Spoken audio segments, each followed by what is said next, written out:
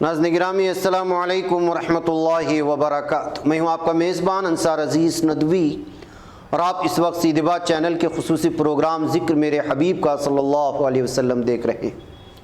ناظرین گرامی الحمدللہ آج ہم ذکر میرے حبیب کا پروگرام کی 146 نمبر کی قسط پیش کریں گے۔ ناظرین گزشتہ قسطوں میں ہم اسلام کی قبولیت کی ایمان افروز واقعات سنتے آئے ہیں، آج ہم اس کا سلسلہ جاری رکھیں گے۔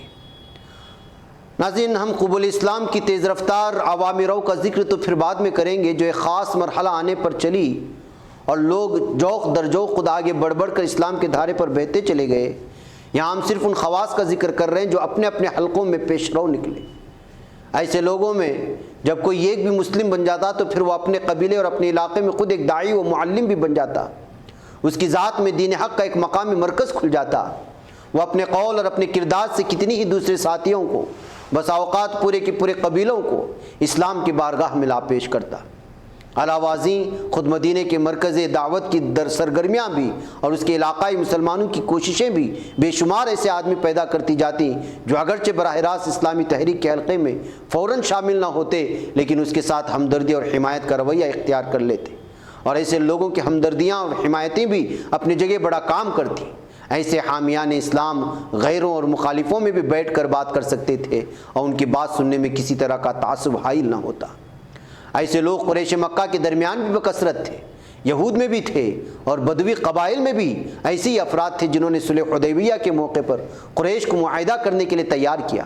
ایسی ایک شخصیت تھی جس نے جنگ احد کے بعد ابو سفیان کو پلٹ کر مسلمانوں پر دوبارہ حملہ کرنے سے روکا۔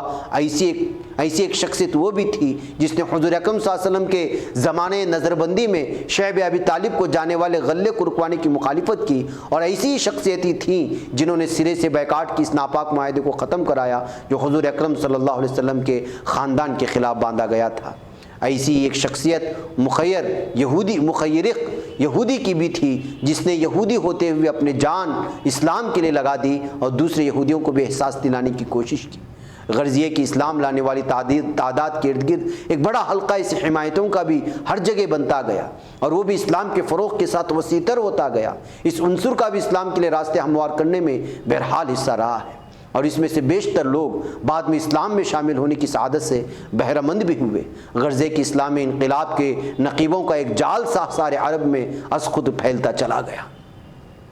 مدینہ ان سب کے لیے مرکز اسلام تھا جس سے قوت حاصل کر کے ہر طرف پھیلے ہوئے حق پرست کلمہ اسلام کی برقی رو اپنے اپنے ماحول میں دوڑا رہے تھے۔ مدینہ گویا دھڑکتا ہوا دل تھا جس سے افکار و جذبات خون کی موجوں کی طرح عرب کے کونے کونے میں پہنچ رہے تھے۔ وہ ایک سورج تھا اور اس کے گرد دور دور تک پھیلے ہوئے اجرام روشنی حاصل کر کر کے فضاؤں کو منور کر رہے تھے۔ یہاں ہم سرسری طور پر ایسی چند مثالیں بیان کرتے ہیں جس سے اندازہ ہوگا کہ ایک یا چند افراد نے کس طرح پورے کے پورے قبیلوں یا علاقوں کو متاثر کر لیا۔ ایک مثال تو خود مدینے ہی کی تھی، اور شاید سب سے بڑی اور شاندار مثال بھی ہے کہ ایک نوجوان سوید بن صامت رضی اللہ تعالیٰ عنہ مکہ جا کر رسول خدا صلی اللہ علیہ وسلم سے کلمہ اسلام کی روشنی حاصل کرتا ہے، اور پھر آہستہ آہستہ بہت سی تعداد متاثر ہو جاتی ہے، یہاں تک کہ مدینہ اسلام کا مرکز بننے کے قابل ہو جاتا ہے۔ طفیل دوسی اپنے مزاج کی وجہ سے اگرچہ قبیلے کو جلد متاثر نہ کر سکے لیکن ان کی وجہ سے یمن میں اسلام کا تعارف ہو گیا، اور مہاجرین حبشہ سے متاثر ہو کر قبیلہ اشعر نے کسی خارجی تحریک کے بغیر اپنے آپ کو اسلام کے محاذ پر پیش کر دیا۔ حضرت زماد بن ثعلبہ کی دعوت سے پورا قبیلہ از دشنو حلقہ اسلام میں آ گیا۔ حضرت ابو ذر غفاری رضی اللہ تعالی عنہ اسلامی نظریہ انقلاب کی روح سے سرشار ہو کر مکے سے لوٹے تو ان کی دعوت سے ان کا آدھا قبیلہ نظام حق کا علمبردار بن گیا، اور بقیہ آدھا حضور اکرم صلی اللہ علیہ وسلم کے مدینے جانے پر مسلمان ہوا۔ پھر اسی قبیلہ غفار کے اثر سے قبیلہ اسلم میں بھی اسلام نے نفوذ کیا، اور آہستہ آہستہ یہ پورا قبیلہ بھی جاہلیت سے کٹ کر اسلامی انقلاب کا علمبردار بن گیا۔ منقذ بن حبان رضی اللہ تعالیٰ عنہ مدینے سے صداقت کا نور جذب کر کے اپنے وطن بحرین پہنچے تو دعوت حق کا کام شروع کر دیا اور لوگ متاثر ہونے لگے۔ چنانچہ کچھ عرصہ بعد یہ 14 مسلم رفیقوں کا وفد لے کر مدینہ حاضر ہوئے۔ غرضے کی بات وہی انجیل کی سامنے آتی ہے کہ خدا کی بادشاہت دعوت حق کی مثال خمیر کی سی ہے کہ ایک عورت نے ذرا سا خمیر آٹے میں ملا دیا اور وہ سارے کا سارا خمیر ہو گیا۔ جہاں کہیں اسلام پہنچتا اور مناسب تعداد متاثر ہوتی وہاں لازماً مسجد کی بنا ڈالی جاتی۔ مسجد صرف ایک عبادت گاہ ہی کی حیثیت نہ رکھتی تھی بلکہ وہ اسلام کا تمدنی مرکز ہوتی تھی اور بیک وقت تعلیم گاہ، دارالمشورہ، سماجی اجتماع گاہ اور مہمان خانے کا کام بھی دیتی تھی۔ مسجد در حقیقت اسلام کی ایک مرئی علامت، سمبل ہوتی تھی۔ علاقے بھر میں مسجد کا وجود اس امر کا اعلان ہوتا تھا کہ ہاں اسلام پہنچ چکا ہے۔ اس لیے حضور اکرم صلی اللہ علیہ وسلم ایک طرف تو نو مسلم قبائل کو ہدایت دیتے تھے کہ وہ مسجدیں بنائیں اور دوسری طرف فوج کو حکم تھا کہ جہاں کہیں مسجد دکھائی دے اور جس بستی سے اذان کی پکار گونجے وہاں تلوار کبھی حرکت میں نہ لائی جائے۔ یوں گیا مزید ترغیب تھی تعمیر مساجد کی۔